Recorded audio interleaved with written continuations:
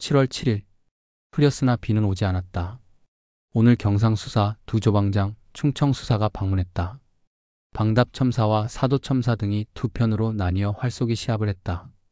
이때 경상우병사로부터 임금님의 분부가 전해졌다. 그 내용은 다음과 같았다. 전쟁으로 인해 나라는 참혹한 상황에 빠졌고 적들은 여전히 우리 땅을 짓밟고 있다. 원수 같은 적들이 활개를 치고 있는 것이 하늘과 땅을 울릴 정도로 원통한 일인데도 아직도 이들을 완전히 쓸어버리지 못하고 있다. 나라를 위해 피가 끓는 자라면 누구나 이 원수를 갚고 싶어 할 것이다. 하지만 어떤 이는 적과 직접 만나 조정의 명령도 없이 함부로 말을 나누었고 사사로이 편지를 주고받으며 적의 기세를 높여주었으며 심지어 적과 화친하자는 말이 명나라에까지 퍼지게 했다. 그런 자는 군법으로 다스려도 아까울 것이 없지만 나는 아직도 관대하게 용서하고 타이르고 경계하려 한다. 하지만 그 자는 오히려 반성하기는커녕 고집을 부리며 더욱 잘못된 길로 빠져들고 있다.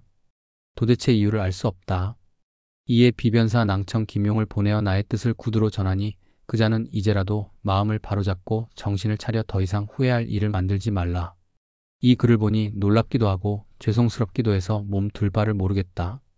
김웅서라는 사람은 도대체 어떤 인물인지, 왜 스스로 반성하고 다시 힘을 내겠다는 말이 나오지 않는 것인가? 만약 조금이라도 양심이 있는 자라면 스스로 목숨을 끊을 정도로 부끄러워해야 할 것이다. 해설.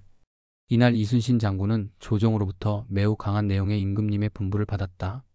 전쟁이 길어지고 있는 상황에서 일부 조선의 관리나 장수들이 적과 협상하려 하거나 조정의 명령 없이 독단적으로 움직이며 혼란을 초래하고 있었다.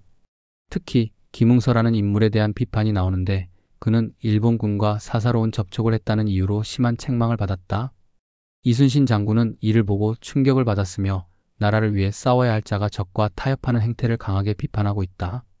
장군은 국가와 군유를 중요하게 여겼기 때문에 전쟁 중에 이런 일이 벌어진 것을 통탄하며 김웅서 같은 사람이 스스로 반성하지 않는다면 차라리 자결하는 것이 마땅할 것이라고 격하게 표현하고 있다.